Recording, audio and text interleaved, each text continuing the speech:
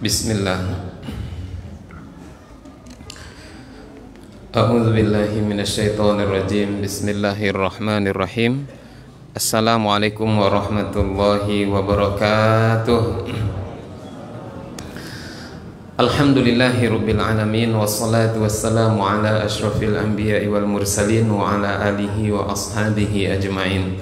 Rabbi shrah li sadri wa yassir li amri wahlul 'uqdatam min lisani yafqahu qawli. Bapak Ibu jamaah salat tarawih yang dirahmati Allah Subhanahu wa taala. Suatu ketika seseorang yang bernama Winston Churchill.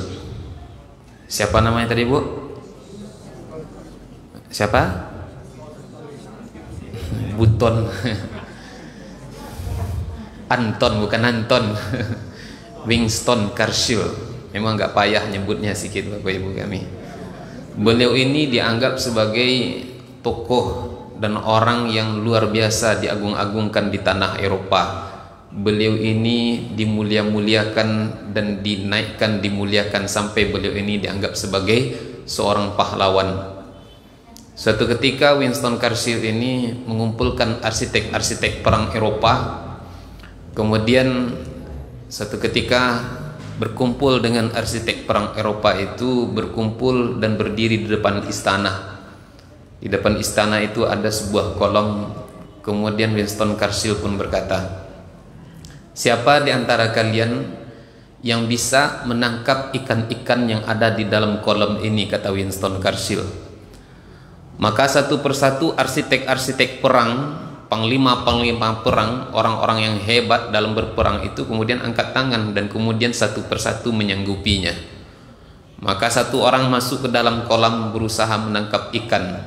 Letih menangkap ikan, badan capek, satu pun ikan tak bisa ia tangkap. Masuk lagi panglima perang yang berikutnya. Juga sama halnya, letih dia berusaha menangkap ikan, ikan pun tak ia dapatkan. Sampai kepada arsitek-arsitek yang terakhir, kondisinya pun sama. Karena sudah kasihan melihat orang-orang hebat ini, tentara-tentara hebat ini masuk ke dalam kolam tapi masih tak bisa menangkap ikan. Mereka sudah letih, sudah capek.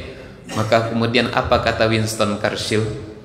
"Kalau kalian nak menangkap ikan yang ada di dalam kolam ini, caranya gampang," kata dia. "Bagaimana caranya?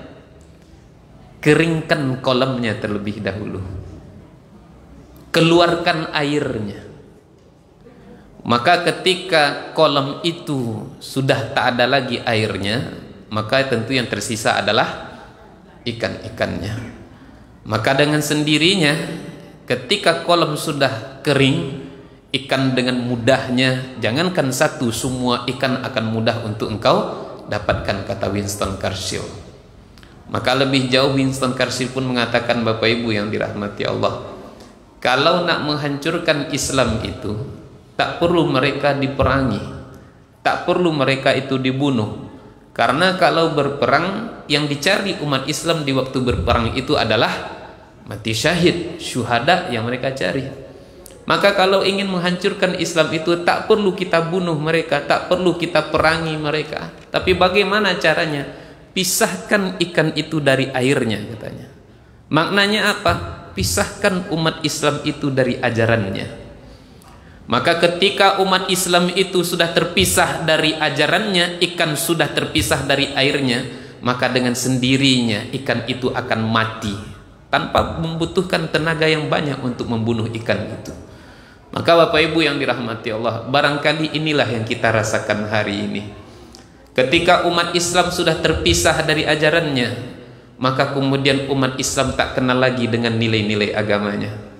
Ketika umat Islam tak kenal lagi dengan nilai-nilai agamanya, makanya umat Islam tak mau lagi menjalankan aturan agamanya. Ketika umat Islam tak mau lagi menjalankan aturan agamanya, dengan sendirinya pada akhirnya umat Islam sendiri yang akan menentang agamanya. Bapak Ibu yang dirahmati Allah, ketika umat Islam tak kenal dengan terpisah dari ajarannya, ia takkan kenal lagi dengan siapa Robnya. Ketika umat Islam sudah terpisah dari syariatnya, ia takkan kenal lagi dengan siapa nabinya. Ketika umat Islam sudah terpisah dari ajarannya, maka dia takkan lagi menikmati untuk duduk berlama-lama di dalam masjidnya. Maka Bapak Ibu yang dirahmati Allah, kita saksikan hari ini betapa banyak umat Islam yang hari ini yang tak melaksanakan sholat yang 5 waktu. Wal iyazubillah, barangkali itu terjadi dalam kehidupan kita berumah tangga. Kalau tak suami kita, kadang-kadang anak-anak kita.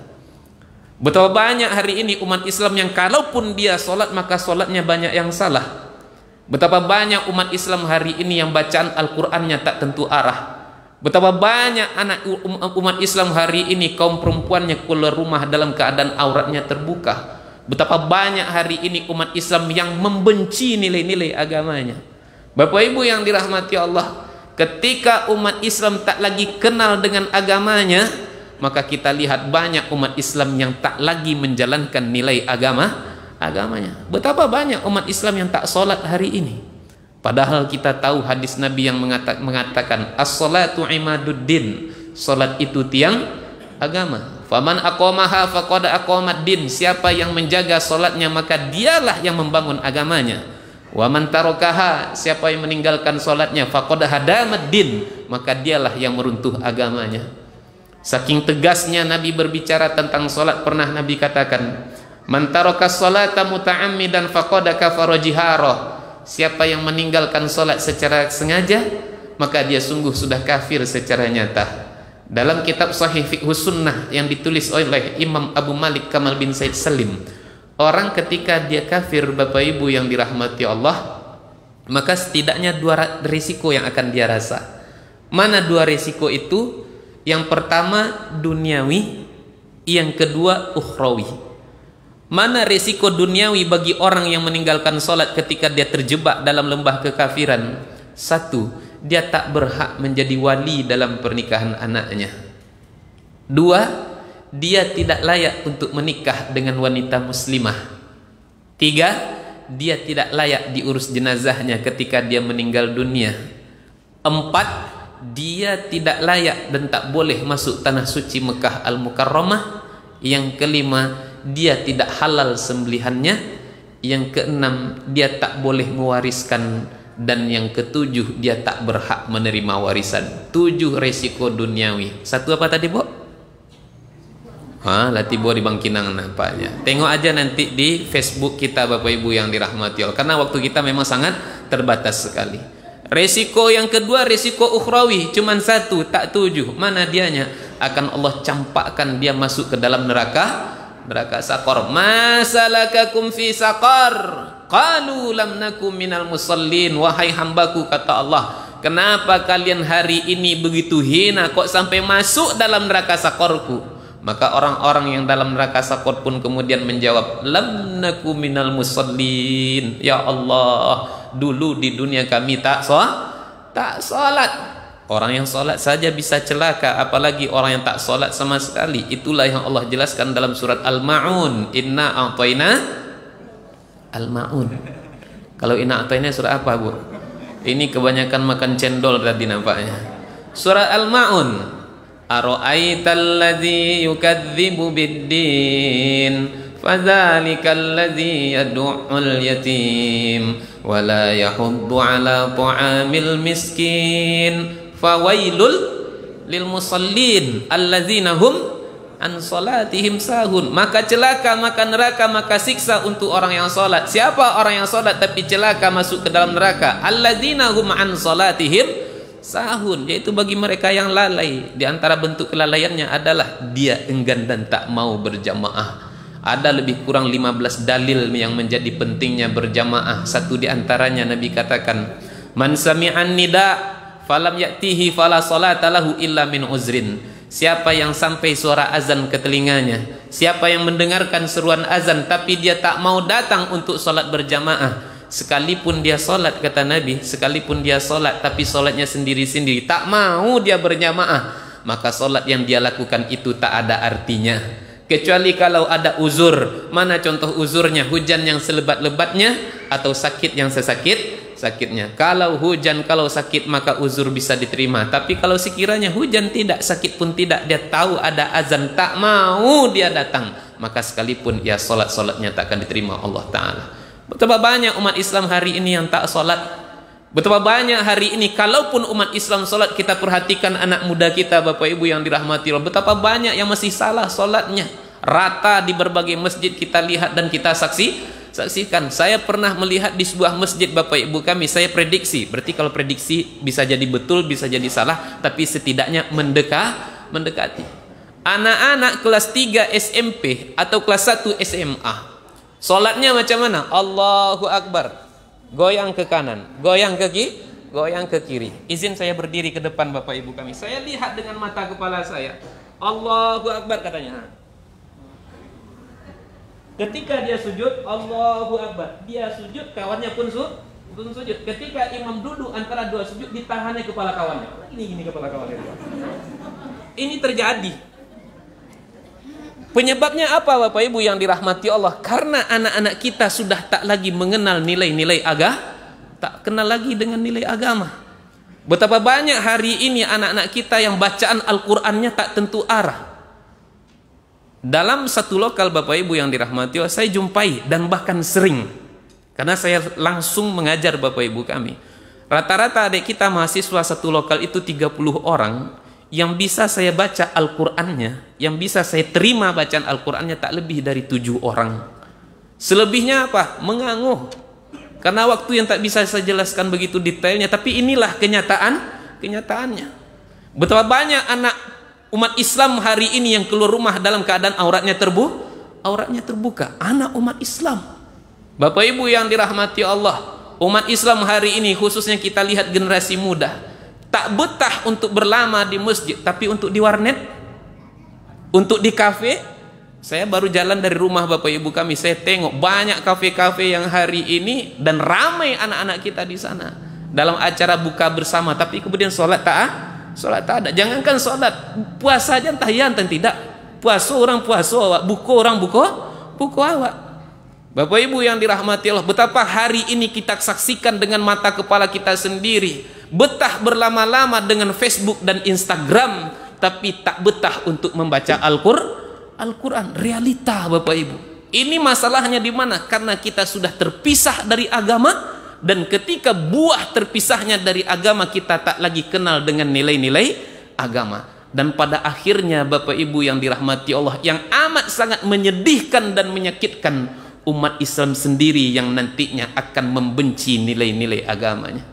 Betapa kita lihat hari ini Bapak Ibu yang dirahmati Allah, teroris punya agama dan agamanya teroris adalah Islam. Yang mengucapkannya siapa Bapak Ibu kami?